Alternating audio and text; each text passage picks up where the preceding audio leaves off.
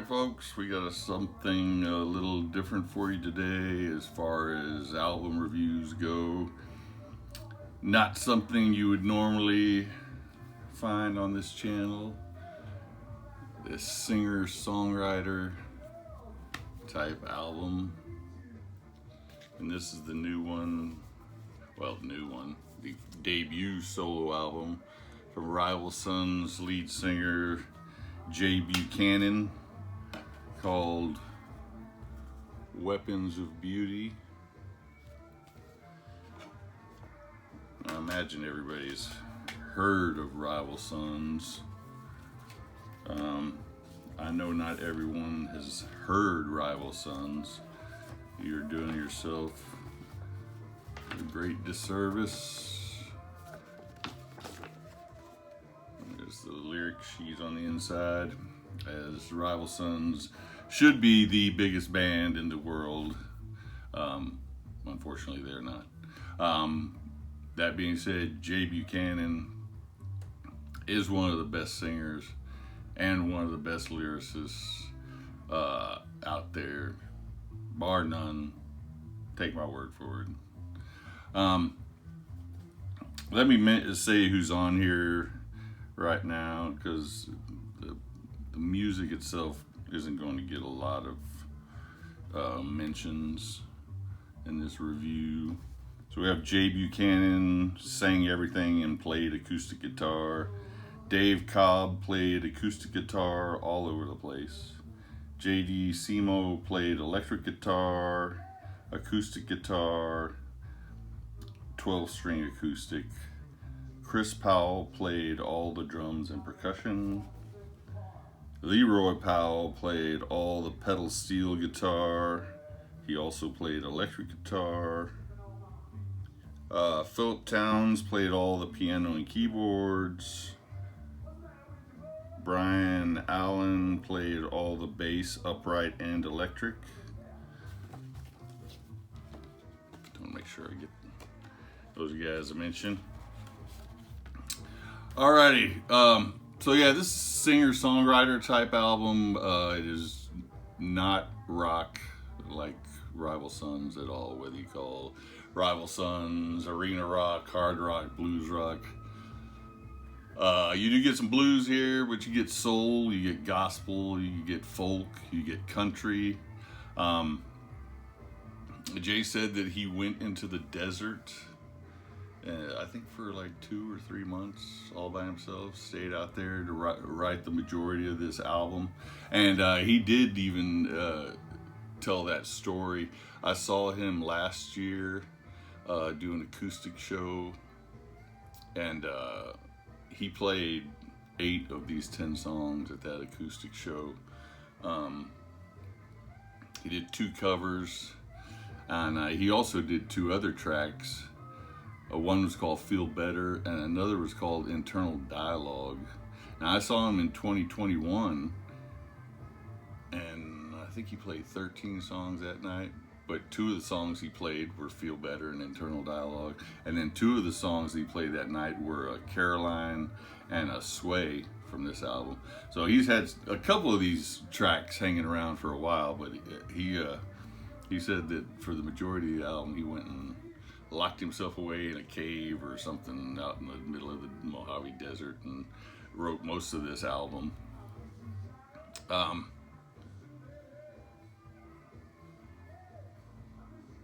So yeah, like I mentioned, Caroline, that's the first song on the album. It's a slow country tinged ballad of a lost love. He sings, "What do you do when the Lord comes to take away your wife?" And then later on, "You knew you were on your way out long before I did. You knew it would kill me, that's why you kept it hid." So if you're listening to this song, you might actually think that he's like writing a prequel to the movie The Unforgiven, because it has a very Western feel to it in the lyrics and the music. But then we found out in January that Jay's wife is actually battling breast cancer.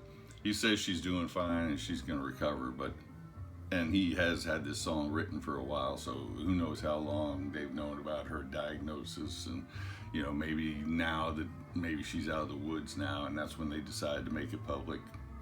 But pretty powerful song. High and Lonesome is your next one.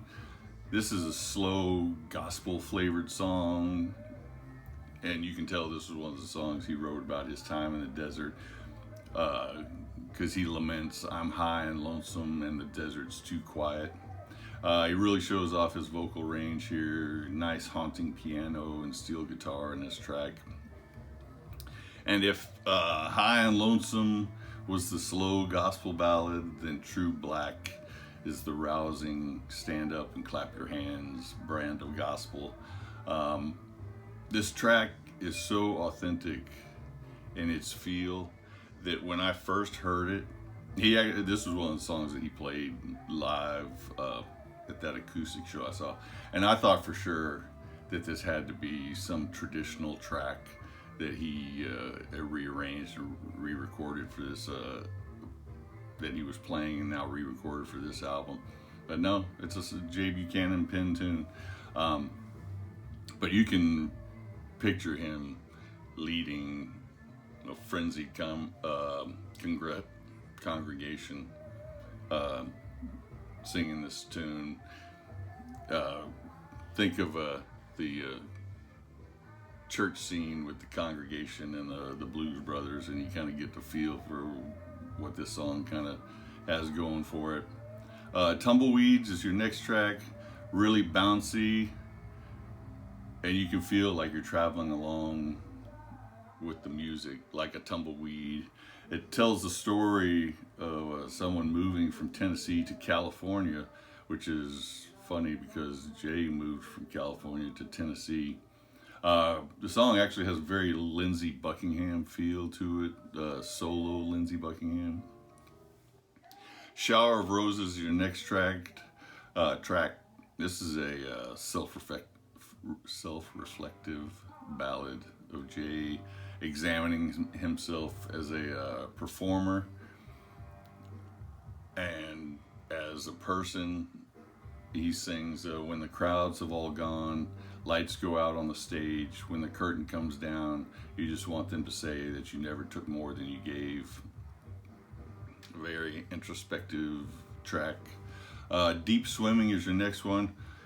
Another upbeat track, very Americana infused tune, finger snapping, swing type rhythm. You actually get group vocals on the chorus and the post-chorus here, which I don't think there is any other group vocals anywhere else on the album except for this track. But that helps encourage the upbeat feel to the track. Sway is your next one. This is another one I mentioned that he had around for a while. This is another love ballad where Jay shows he shows off his full vocal dexterity here. If you've never heard Rival Sons or J. Buchanan, you can listen to this track here and you can just see the full range of his vocal prowess. Just the sheer magnitude of his voice turns this ballad into a tour de force. Great Divide's your next one. This one almost feels like it's an 80s era Fleetwood Mac tune that has J. Buchanan on vocals instead of Christine McVie.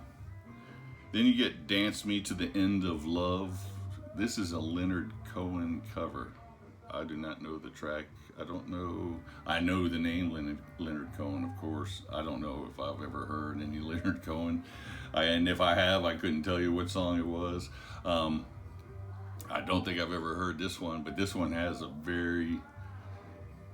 so since I've never heard it, I don't know how he sings, but this song has a very Van Morrison feel to it. So it'd be interesting to hear the actual track to see if it has a Van Morrison feel to it, or if that's something Jay decided to incorporate on his own.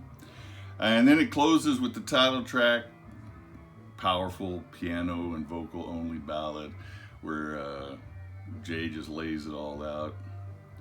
He says, Give me the songs to sing in the fight. These weapons of beauty will destroy the night. That's been so long. Give me the words I can say what I feel and speak this dream for me to make it real. So yeah, really strong album. Obviously pushed forward. I mean, the musicianship is great, even though it's very minimal and minimalist, but the vocals and the lyrics really push this album to the top. I'm gonna give this 8.6 out of 10. I could easily see it making its way to 8.75 out of 10. It's gotten stronger every time that I've listened to it. If you like Rival Sons, chances are one of the reasons you like them is because of Jay's vocals, and I would think that that would be enough for you to like this album here. But like I said, there's no hard rock, blues rock here. It's all gospel, folk, country, soul, some blues in there, but it's just straight up blues, not blues rock.